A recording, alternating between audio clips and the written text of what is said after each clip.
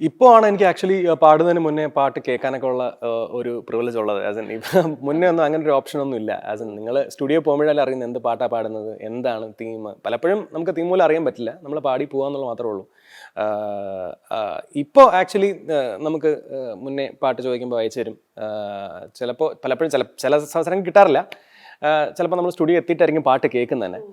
Most of the time അങ്ങനെ തന്നെയാണ്. സ്റ്റുഡിയോയിൽ പോയി പാട്ട് കേൾക്കുന്നു, പഠിക്കുന്നു, പാടുന്നു, അങ്ങനെയാണ്.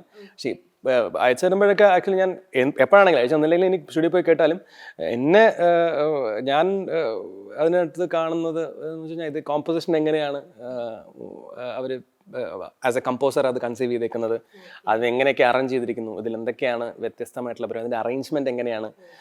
അതിനുശേഷം ഇതിൻ്റെ ലിറിക്കൽ പാട്ട് സ്വാഭാവികമായിട്ടും കൺസിഡർ ചെയ്യും.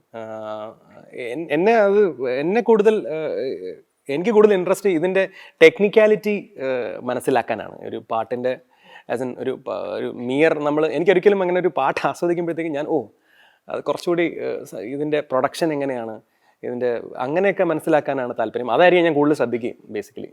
നല്ല പ്രൊഡക്ഷനും നല്ല അറേഞ്ച്മെൻ്റ് ഒക്കെ ഉണ്ടെങ്കിൽ കൂടുതൽ ഇഷ്ടപ്പെടും.